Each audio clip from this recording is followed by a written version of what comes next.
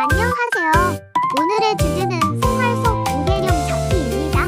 우리가 평소 오해하고 있던 개념들에는 무엇이 있을까요? 생각보다 많은 분야에서 무개념이 자리 잡고 있답니다.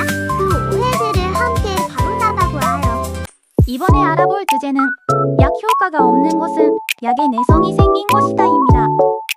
많은 사람들이 약을 먹어도 효과가 없으면 내성이 생겼다 라고 생각합니다. 하지만 이는 항상 맞는 말은 아닙니다. 먼저 내성이 생기는 이유를 알아보겠습니다. 첫 번째는 세균이나 바이러스의 생존 본능입니다. 질병을 치료하기 위해 약을 복용하다가 중간에 복용을 중단하면 일부 세균이나 바이러스가 살아남을 수 있습니다. 살아남은 병 원체는 약에 적응하면서 내성을 갖게 되고 이후에는 같은 약으로도 잘 제거되지 않는 내성균이나 내성 바이러스가 될 수 있습니다. 두 번째는 우리 몸의 항산성에 의한 피드백 메커니즘입니다. 약이 체내 상태를 일정하게 조절하며 우리 몸은 이를 원래 상태로 되돌리려는 반응을 일으킵니다. 이 과정에서 약의 효과가 간소한 것처럼 느껴질 수 있지만 이것이 반드시 내성을 의미하는 것은 아닙니다. 즉, 약효가 떨어졌다고 해서 모두 내성 때문이라고 단정할 수는 없습니다. 내성이 아닌데도 내성으로 오인되는 경우가 있기 때문입니다. 따라서 약의 효과가 없다고 느껴진다면 스스로 내성이 생겼다고 판단하기보다 처방된 용법과 용량을 지키고 필요한 경우 의료진과 상담하는 것이 중요합니다. 천연 유기농 화장품은 무조건 안전하다?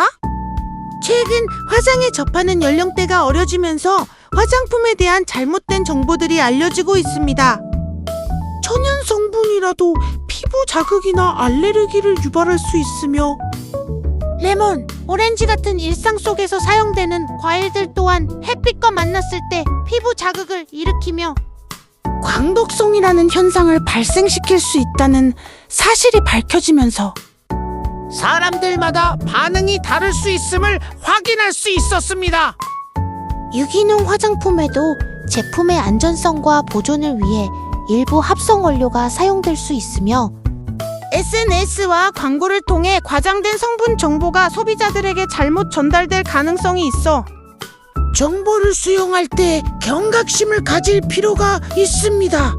안녕하세요. 많은 사람들이 당연하게 생각하는 한 가지 상식에 대해 알아보겠습니다. 여러분은 재활용하면 무조건 환경에 좋다고 생각하시나요? 우리는 평소 플라스틱, 유리병, 캔 등을 분리수거하며 환경 보호에 동참하고 있다고 생각합니다. 실제로 재활용은 자원 낭비를 줄이고 폐기물 발생량을 감소시키는 중요한 방법입니다. 그런데 재활용이 항상 환경에 이로운 것은 아니라는 사실 알고 계셨나요? 재활용된 제품이 다시 사용되기 위해서는 수거, 운반, 선별, 세척, 가공 과정을 거쳐야 합니다. 이 과정에서는 전기와 연료가 사용되고 경우에 따라 화학약품도 투입됩니다. 즉, 재활용 과정 자체에서도 온실가스가 배출되고 환경 부담이 발생할 수 있다는 것입니다. 실제로 환경 분야에서는 제품이 만들어지고 폐기될 때까지의 모든 영향을 평가하는 정관성 평가 LCO라는 방법을 사용합니다. 이 분석 결과에 따르면 일부 품목은 재활용 과정에서 발생하는 환경 비용이 예상보다 크게 나타나기도 합니다. 대표적인 예가 유리병입니다. 유리는 재활용이 가능한 대표적인 소재로 알려져 있지만 재활용된 유리를 다시 제품으로 만들기 위해서는 매우 높은 온도에서 녹이는 용융 공정이 필요합니다. 이 과정에서 많은 에너지가 사용되기 때문에 상황에 따라 기대만큼의 환경적 이득을 얻지 못할 수도 있습니다. 또 다른 예는 혼합 플라스틱입니다. 여러 종류의 플라스틱이 섞여 있는 경우에는 재질별로 분리하는 과정이 매우 어렵습니다. 그 결과 실제 제자원 와율이 낮아지고 일부는 재활용되지 못한 채 폐기되는 경우도 발생합니다. 그렇다면 우리는 재활용을 하지 말아야 하는 걸까요? 그렇지는 않습니다. 중요한 것은 무조건 재활용하면 된다가 아니라 올바르게 사용하고 정확하게 분리배출하는 것입니다. 환경 전문가들은 가장 좋은 방법으로 불필요한 소비 자체를 줄이는 것을 꼽습니다. 그리고 제품을 오래 사용한 뒤 재활용이 가능한 상태로 배출하는 것이 더욱 효과적인 환경보호 방법이라고 설명합니다. 우리가 기억해야 할 핵심은 무엇일까요? 재활용은 환경 보호에 도움이 되는 중요한 수단이지만 모든 경우에 환경 부담이 없는 것은 아닙니다.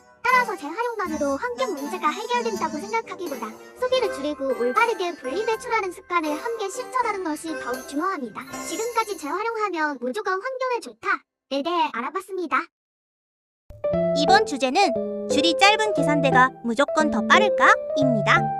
일반적으로 사람들은 마트나 상점에서 줄을 설 때 대기 인원이 가장 적어 보이는 짧은 줄을 선택하는 것이 가장 빨리 계산을 마칠 수 있는 방법이라고 확신합니다.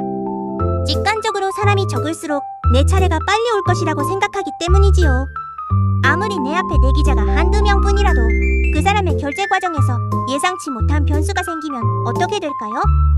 가격표 오류, 카드 한도 초과, 갑작스러운 환불 요청 같은 돌발 상황 등이 발생할 수 있습니다. 대기 행렬 이론에서는 이를 서비스 시간의 변동성이라고 부르는데, 다중 대기열에서는 이 변동성 때문에 특정 줄이 완전히 멈춰버리는 병목 현상이 발생할 수 있습니다. 이 문제를 해결하는 방법이 있는데요. 바로 단일 대기열, 즉 한 줄 서기입니다. 원리는 아주 간단합니다. 모든 사람이 하나의 줄을 서고 있다가 여러 계산대 중 어디든 비는 곳이 생기면 맨 앞 사람이 즉시 들어가는 방식입니다.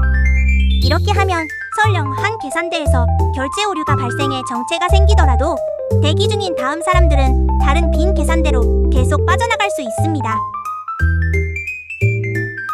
특정 한 명의 지연이 전체 시스템의 마비로 이어지지 않는 것이죠. 한 사람이라도 놀고 있는 계산대가 없도록 만들기 때문에 결과적으로 모두의 평균 대기 시간을 확실하게 줄여줍니다. 은행의 번호표 발행기, 공항의 체크인 카운터, 그리고 일부 대형마트나 창고형 매장에서 이 방식을 볼 수 있습니다.